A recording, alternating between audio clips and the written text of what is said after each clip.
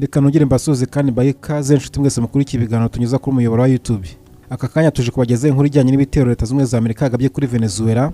Ni ibitero yashimutiyemo Perezida w'iki gihugu Nicolàs Maduro ndetse n'umugore we. Perezida wa Leta Zunze Ubumwe za Amerika Donald Trump yategetse igisirikare cyo kugaba ibitero kuri Venezuela ndetse no ku murwa mukuru w'iki gihugu Caracas no ku bigo bya gisirikare bitandukanye. Nyuma nibwo yaje gutangaza ko bateyemo nabe Perezida Nicolàs Maduro w'iki gihugu. Kugeza ubu guverinoma ya Venezuela ivuga ko itazi aho Perezida w'iki gihugu aherereye ndetse n'umugore we. Visi Perezida wa Venezuela Rodriguez yavuze ko guverinoma iri gusaba ikimenyetso cy'uko aba bayobozi bariho, ni ukuvuga Perezida Maduro ndetse n'umugore we, ndetse asaba ko iki kimenyetso cyatangwa nabo ubwabo. Birakekwa ko abakomando ba Delta Force ba Amerika babinjiye mu murwa mukuru bagashimuta Perezida n'umugore we, ibintu bitigeze bigaragara muri ibi bihe bya vuba. Kugaba ibitero kwa Amerika kuri Venezuela ndetse no gushimuta Perezida w'iki gihugu byagarutswe n'abayobozi batandukanye ndetse banenga iki gikorwa. Uburusiya bwashinja Amerika igikorwa cy'ubushotoranyi bwa gisirikare ndetse bugaragaza ko giteye inkeke no kwamaganwa. Ni mu gihe umutegetsi w'ikirenga wa Iran Ayatollah Khamenei yagize ati igihangayikishije n'igihe umuntu amenye ko umwanzi n'ubwirasi arimo kugerageza gutegeka ikintu icyo gihugu, ku bategetsi, kuri leta, ku gihugu, ati umuntu agomba guhagarara aremye imbere y'umwanzi agashyira agatuza imbere mu kubyanga. Perezida wa Colombia Pedro Gustavo we yisibiye ibikorwa igitero ku busugire bwa Amerika y'Epfo, mu gihe Perezida Miguel Diaz-Canel wa Cuba yavuze ko cyari igitero cy'ubugizi bwa nabi. Nyuma y'iki gitero n'ishimutwa rya Perezida Maduro, Venezuela yatangaje ibihe bidasanzwe mu gihugu kandi yamagana ubushotoranyi bwa gisirikare. Marco Rubio ushinzwe ububanyi n'amahanga bwa Amerika yavuze ko adateganya ko hari ibindi bitero biri bugabwe muri Venezuela.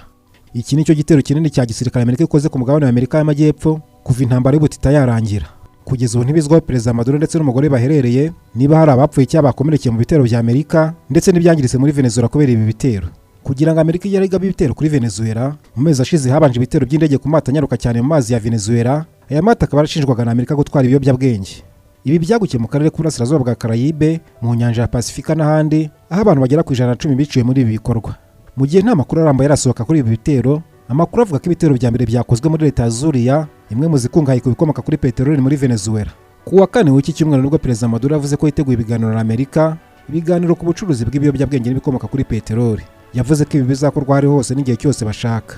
Muri icyo kiganiro kuri televiziyo y'igihugu, Perezida Maduro yirinze gusubiza ku magambo ya Donald Trump ko Amerika yarashe ku cyambu cyo muri Venezuela.